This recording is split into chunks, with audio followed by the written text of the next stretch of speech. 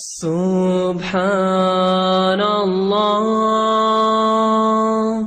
والحمد للہ ولا الہ الا اللہ سبحان اللہ والحمد للہ ولا الہ الا اللہ سبحان اللہ والحمد للہ ولا الہ الا اللہ سبحان اللہ والحمد للہ ولا الہ الا اللہ. All thanks are due to Him, the Lord of all the worlds. All praise is due to Him, for the mercy He gives us all. Subhanallah walhamdulillah wa la ilaha illallah. Subhanallah walhamdulillah wa la ilaha illallah. Subhanallah walhamdulillah wa la ilaha illallah. Subhanallah walhamdulillah wa la ilaha illallah. اللہ کا کلام پڑھایا رسول نے، اصحاب باصفا کو لکھایا رسول نے. اللہ کا کلام پڑھایا رسول نے، اصحاب باصفا کو لکھایا رسول نے. قرآن کے حرف حرف کی تقسیم ہو گئی، تمثیل ہر عمل کو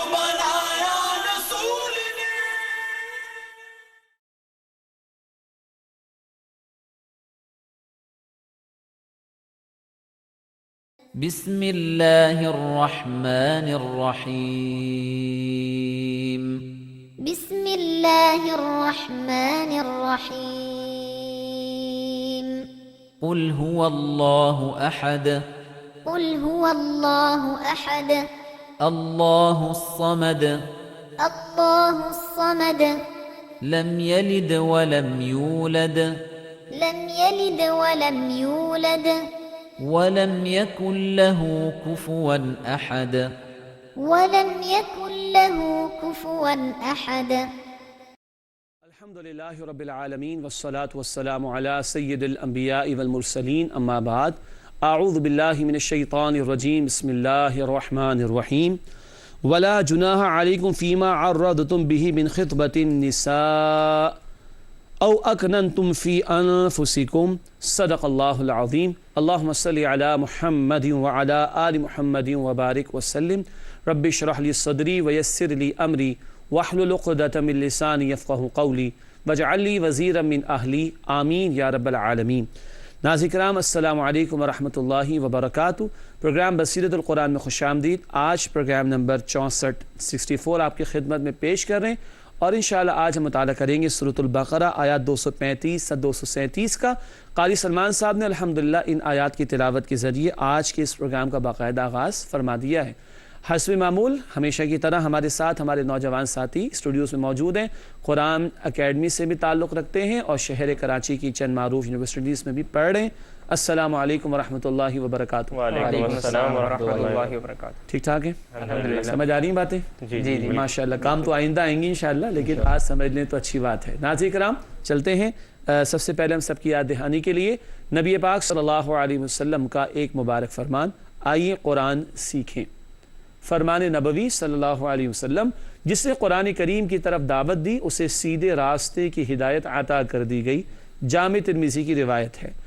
جی ذہن میں ایک بات آ سکتی ہے کہ یہ تو حدیث آج دہرا دی گئی ہے. جی بالکل دہرائیں گے. قرآن بھی باتوں کو دہراتا ہے، حدیثوں میں باتوں کو بار بار دہرایا گیا. یہ دنیا کے اور میڈیا پروگرامز تو نہیں ہے نا کہ یہ عیب سمجھا جائے کہ فلاں بات دہرا دی گئی پھر کوٹ کر دی گئی. قرآن تو بار بار باتوں کو دہراتا ہے، اور ہمیں کل بھی قرآن کی ضرورت تھی، ہمیں آج بھی قرآن کی ضرورت ہے، ہمیں کل بھی قرآن کی ضرورت ہوگی. تو کل بھی ہم نے قرآن کی اہمیت پر باتیں کی، آج بھی کر رہے ہیں اور آئندہ بھی کریں گے انشاءاللہ. لیکن آج بات کیا ہے؟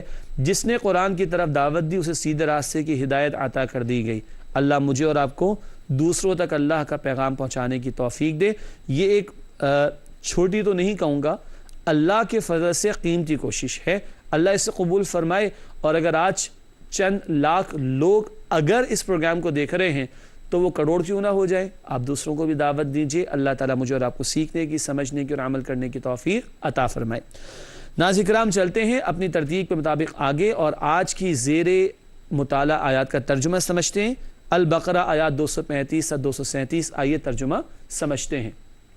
ارشاد ہوا، اور کوئی گناہ نہیں تم پر اس بات میں کہ اشارتاً نکاح کا پیغام دو عورتوں کو، یا تم اس کو پوشیدہ رکھو اپنے دلوں میں۔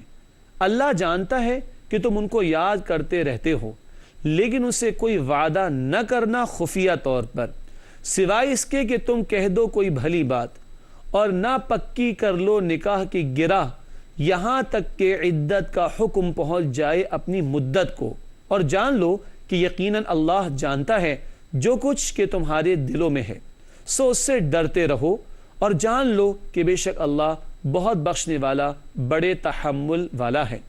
تم پر کوئی گناہ نہیں ہے اگر تم عورتوں کو طلاق دے دو جن کو تم نے ابھی چھوا ہی نہیں، یا نہیں مقرر کیا تم نے ان کا مہر، اور ان کو کچھ مال و متاع دو، خوشحال اپنی حیثیت کے مطابق دے، اور تنگ دست دے اپنی گنجائش کے مطابق۔ یہ مال و متاع دینا ہے مناسب طور پر، لازم ہے نیکوکاروں کے لیے۔ اور اگر تم انہیں طلاق دو اس سے پہلے کہ تم نے انہیں چھوا ہو اور تم ان کے لیے مہر مقرر کر چکے تھے، تو نصف مہر ادا کرو جو تم نے مقرر کیا ہے، سوائے اس کے کہ وہ خود ہی معاف کر دیں، یا وہ معاف کر دے کہ جس کے ہاتھ میں نکاح کی گرہ ہے۔ اور اے مردو، اگر تم معاف کر دو تو یہ بہت قریب ہے تقوی سے، اور نہ بھلایا کرو احسان کو آپس کے معاملے میں، بے شک اللہ خوب دیکھنے والا ہے اسے جو کچھ تم کرتے ہو۔ ناظرین کرام، یہ ہے ترجمہ سورۃ البقرہ آیات 235 سے 237 کا۔ اب آئیے آگے بڑھتے ہیں۔ ترجمے کے بعد ہم کیا سمجھتے ہیں، آئیے ساتھیوں سے پوچھتے ہیں۔ جی، ترجمے کے بعد کون سی باری آتی؟ اسکرین پر دیکھے بغیر بتانا ہے۔ ربط آیات، ماشاء، اب تو یاد ہو گیا نا۔ ربط آیات کی باری ہے ناظرین کرام، چلتے ہیں آگے، ربط آیات کو سمجھتے ہیں۔ لکھا ہے، گزشتہ آیات میں طلاق بائن، رضاعت اور بیوہ کی عدت کا بیان تھا۔ طلاق رجعی، طلاق بائن، طلاق مغلظ یاد ہو گئی ہے۔ عدت کے اندر ہے تو طلاق رجعی، عدت گزر گئی تو طلاق بائن، اور 3 کی 3 دے دی ہو تو طلاق مغلظ۔ گزشتہ آیات میں طلاق بائن، رضاعت اور بیوہ کی عدت کا بیان تھا۔ بیوہ کی عدت کتنی ہے بھائی؟ اس کی مدت کتنی ہے؟ 4 ماہ 10 دن۔ ماشاءاللہ، 4 مہینے 10 دن۔ کون سے مہینوں کے اعتبار سے؟ اچھا، سوال پوچھنے سے پہلے ماشاءاللہ یاد ہو گیا، قمری مہینے کے اعتبار سے 4 مہینے 10 دن، ماشاءاللہ۔ جی، گزشتہ آیات میں طلاق بائن، رضاعت اور بیوہ کی عدت کا بیان تھا۔ اب بیوہ سے نکاح کے حوالے سے اور مہر کے بارے میں ہدایات دی گئیں۔ 2 باتیں، بیوہ سے نکاح اس حوالے سے ہدایات، اور مہر کے بارے میں چند ہدایات عطا کی گئیں جو آج کی محفل میں انشاءاللہ ہم سمجھیں گے۔ ناظرین کرام، ربط آیات کے بعد چلتے ہیں تعارف کی طرف۔ جن موضوعات پر گفتگو رہے گی آئیے اس کا ایک اوورویو لے لیتے ہیں۔ تعارف کے ذیل میں پہلی بات، عدت کے دوران نکاح کی ممانعت۔ بیوہ کی عدت اس کا بیان آ چکا، اب اس کے تسلسل میں بات ہے، ٹھیک ہے۔ عدت کے دوران نکاح کی ممانعت۔ اگلی بات، رخصتی سے قبل طلاق کے حوالے سے ہدایات۔ یہ بھی عجیب بات ہے، اللہ تعالیٰ محفوظ رکھے، ایسا بھی اب ہوتا ہے، اور ایسے ہونے پر بھی دین کی رہنمائی تو موجود ہے کیونکہ دین مکمل ہے ہمارا۔ رخصتی سے قبل طلاق کے حوالے سے ہدایات، یہ انشاءاللہ آج ہم سمجھیں گے۔ ناظرین کرام، آگے چلتے ہیں اور آیات کا تجزیہ سمجھتے ہیں۔ البقرہ آیات 235 سے 237 کا تجزیہ۔ سب سے پہلے البقرہ آیت نمبر 235، دوران عدت کسی بیوہ کو نکاح کا واضح پیغام دینے کی ممانعت، اور اس کے بعد تجزیہ ہے آیت نمبر 236 اور 237 کا۔ لکھا ہے، رخصتی سے قبل طلاق کے حوالے سے احکامات۔ اس ذیل میں کچھ ہدایات ہیں جو انشاءاللہ ہم سمجھیں گے۔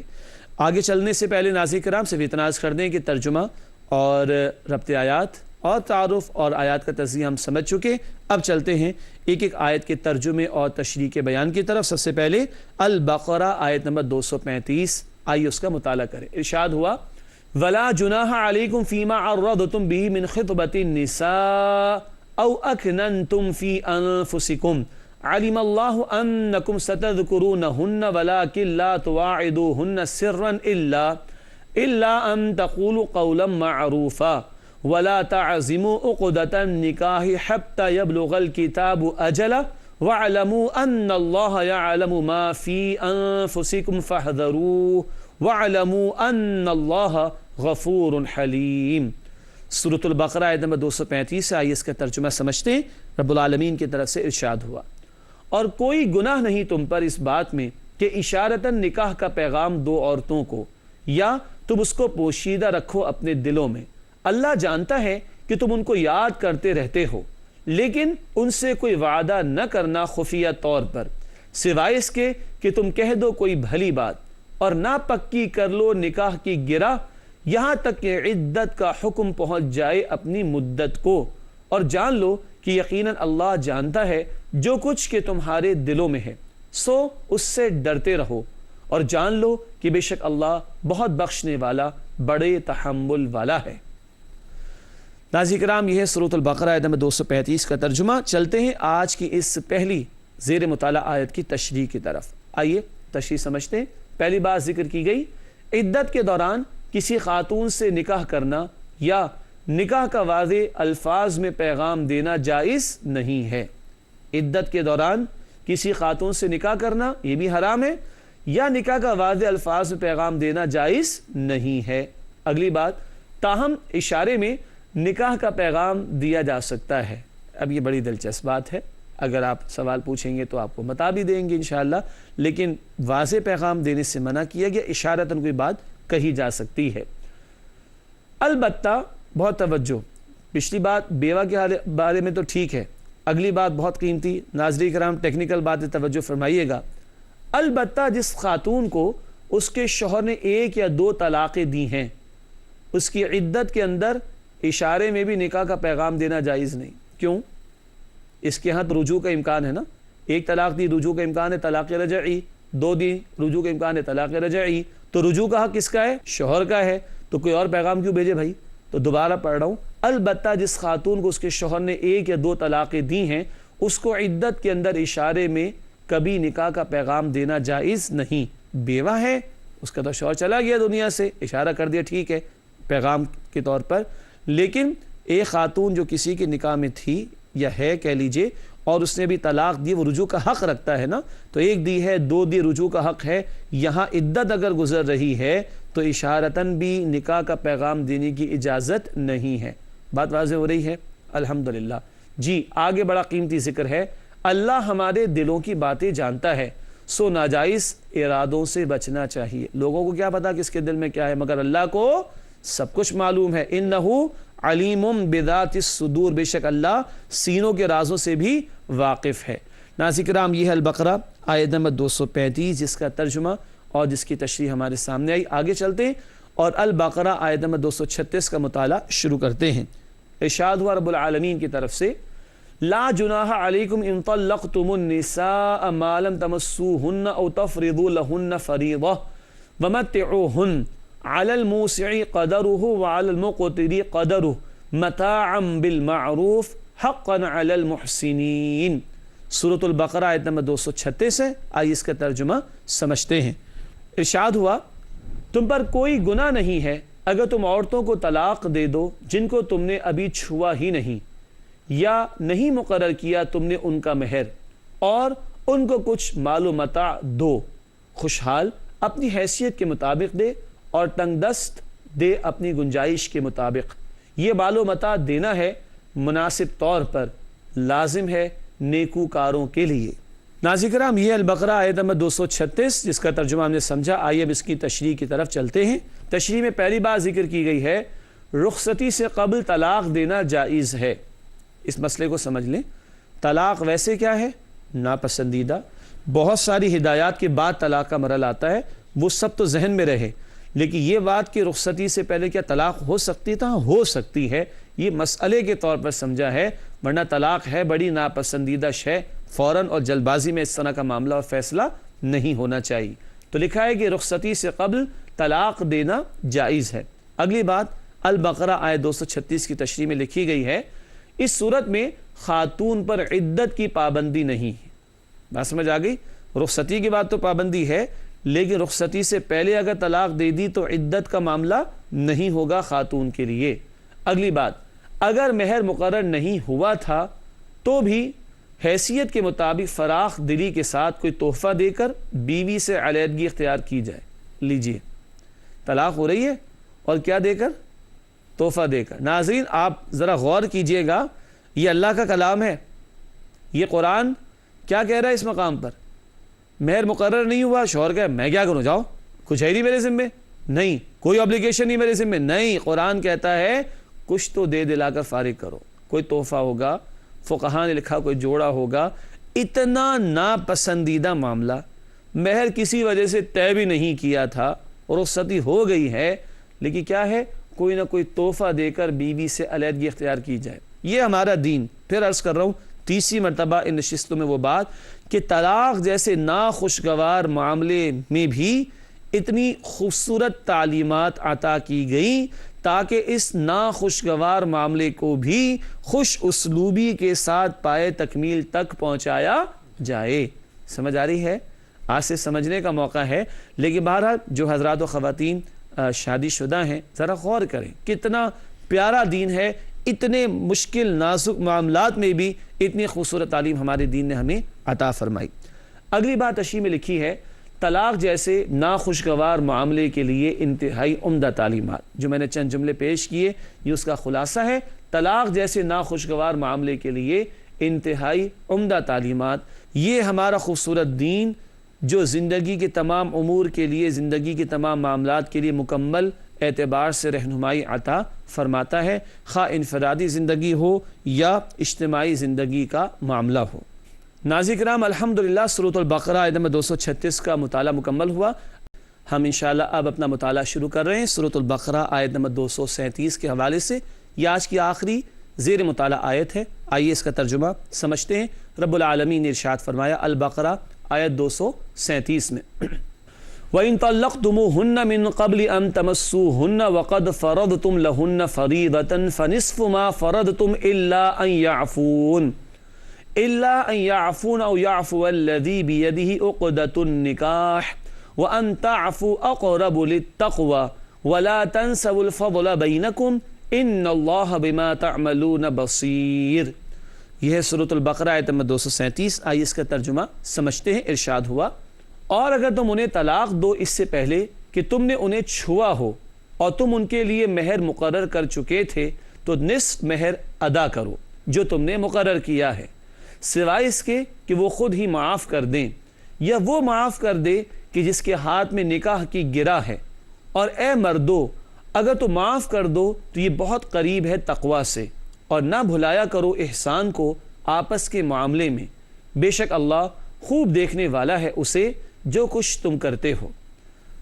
ناظرین کرام، یہ ترجمہ سورۃ البقرہ آیت نمبر 237 کا۔ اب آئیے اس آیت کی تشریح کو سمجھتے ہیں۔ سب سے پہلی بات تشریح میں لکھی گئی ہے، رخصتی سے قبل اگر طلاق دے دی اور مہر مقرر کیا جا چکا تھا تو آدھا ادا کرنا ہوگا۔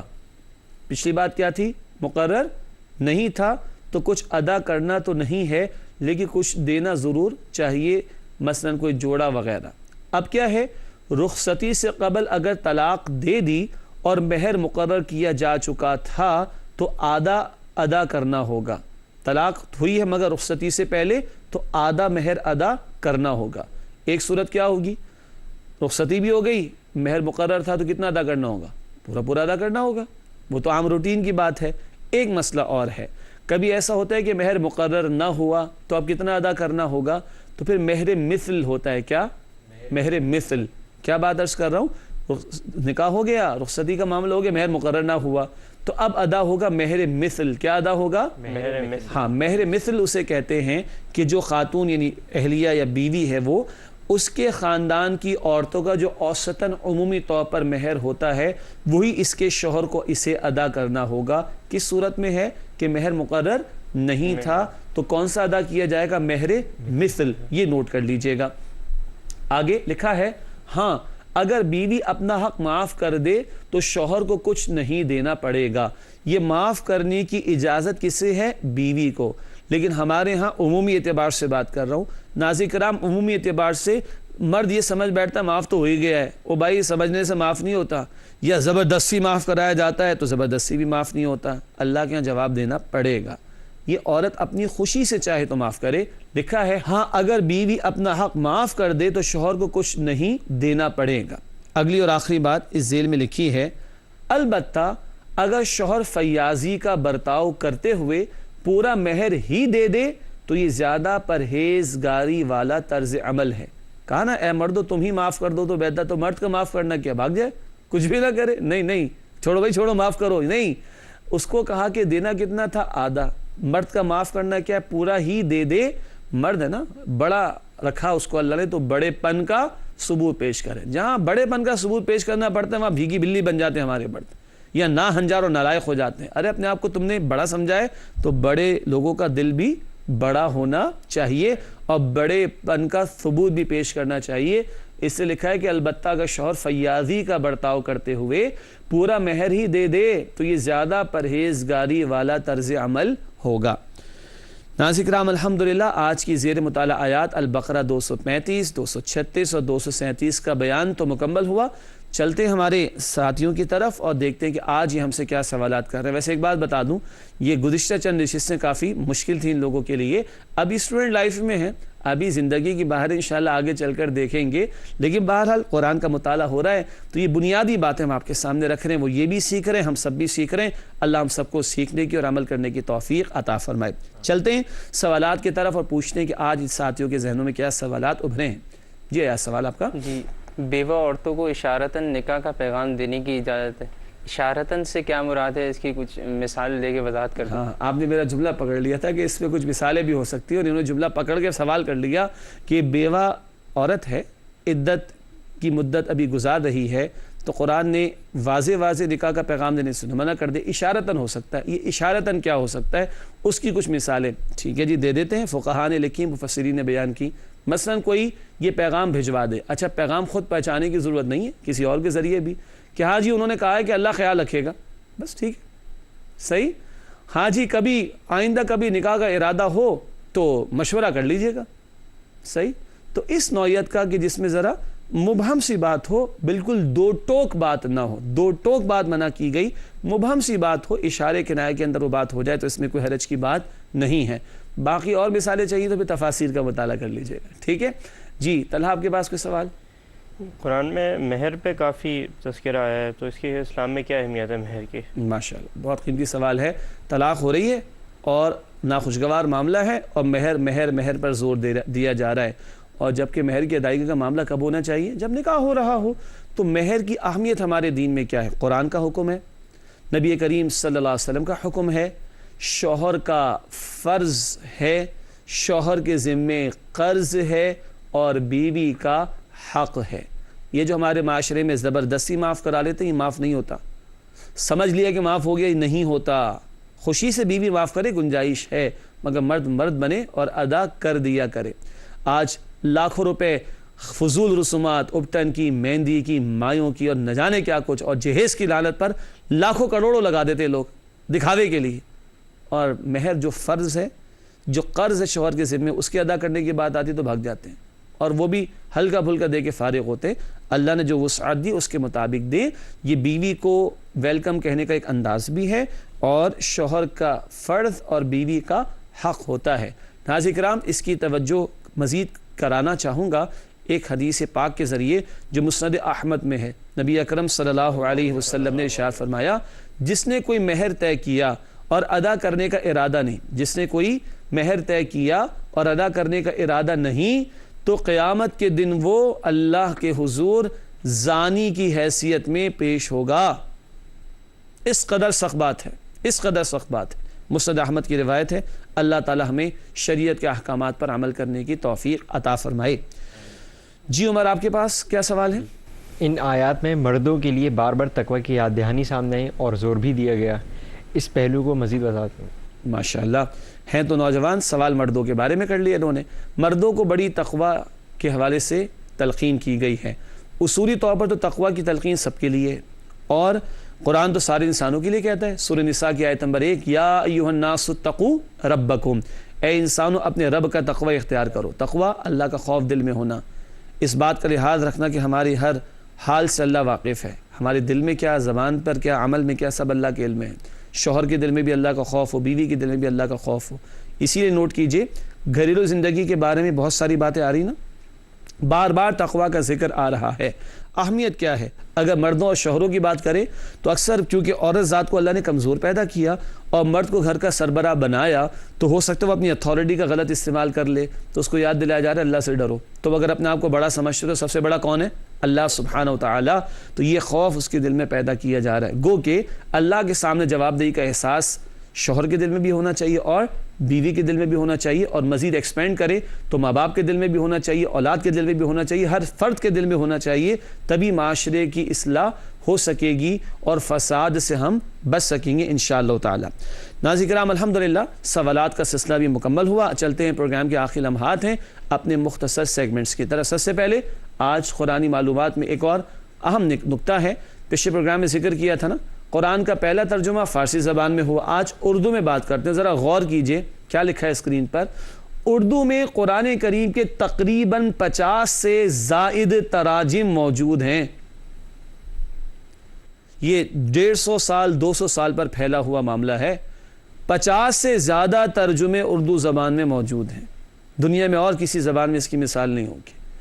ہمارا قرآن سے کتنا تعلق مضبوط ہو رہا ہے ذرا غور کر لیجئے. اس طرح کی مثال اور کسی زبان میں نہیں. غور کیجئے گا. آگے چلتے ہیں اور حاصل مطالعہ سمجھتے ہیں کہ آج ہم نے کن باتوں کو غور کیا اور دیکھا ہے. آئیے دیکھیں حاصل مطالعہ میں پہلی بات، عدت کے دوران نکاح کی ممانعت. عدت کے دوران نکاح کرنا حرام ہے. اور جو ہم نے بیوہ کی عدت والی بات بھی کی، اس ضمن میں یہ بات بھی آئی تھی کہ اشاروں میں تو کوئی بات ہو جائے، حتمی بات دو ٹوک بات نہیں ہونی چاہیے. اور اگر یہ خاتون ابھی کسی کے حوالے سے طلاق رجعی والی صورت میں تو اس کو تو نکاح کا پیغام نہ اشاروں میں ہے نہ واضح طور پر.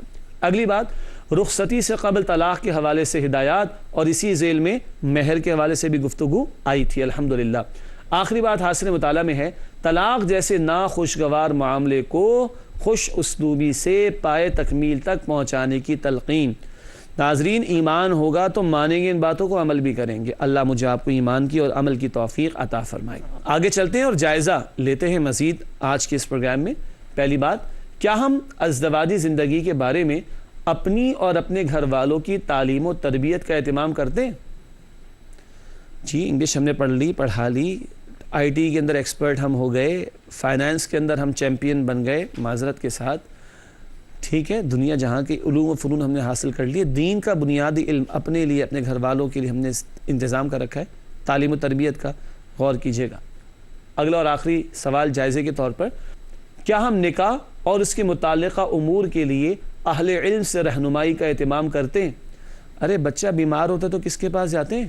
ڈاکٹر کے پاس. گھر بنوانا ہوتا ہے کس کے پاس جاتے ہیں؟ آرکیٹیکٹ کے پاس.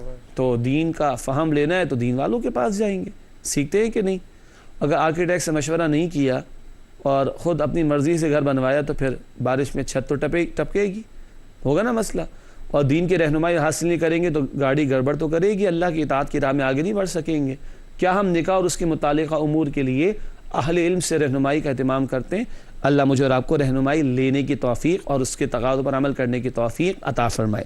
ناظرین کرام پروگرام کے آخر میں دو باتیں.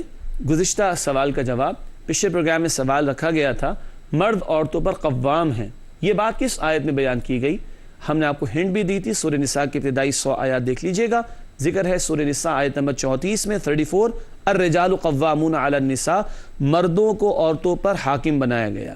پریشان ہو جاتے ہیں کچھ لوگ، مرد خوش فہمی میں مبتلا ہو جاتے ہیں. او بھائی حاکم کا مطلب ہے انتظام کرنے والوں، اگر اللہ کے یہاں جواب دینا ہے تو مرد خوش فہمی میں مبتلا نہ ہو اور عورتیں ٹینشن نہ لیں.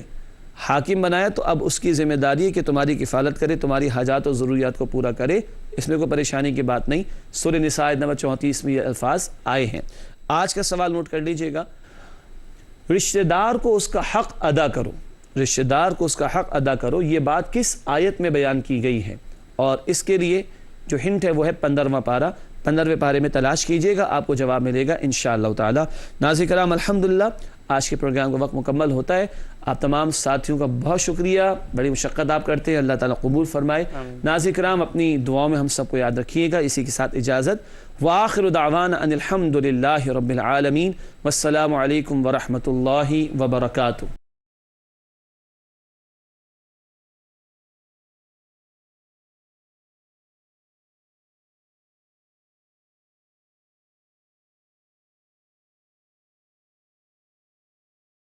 اللہ کا کلام پڑھا یا رسول نے, اصحاب باصفا کو لکھا یا رسول نے. اللہ کا کلام پڑھا یا رسول نے, اصحاب باصفا کو لکھا یا رسول نے. قرآن کے حرف حرف کی تقسیم ہو گئی, تمثیل ہر عمل کو اللہ کا کلام پڑھا یا رسول نے, اصحاب باصفا کو لکھا یا رسول نے. قرآن کے حرف حرف کی تقسیم ہو گئی, تمثیل ہر عمل کو بنایا رسول نے. اللہ کا کلام پڑھا یا رسول نے, اصحاب باصفا کو لکھا یا رسول نے. قرآن کے حرف حرف کی تقسیم ہو گئی, تمثیل ہر عمل کو بنایا رسول نے. اللہ کا کلام پڑھا یا رسول نے, اصحاب باصفا کو لکھا یا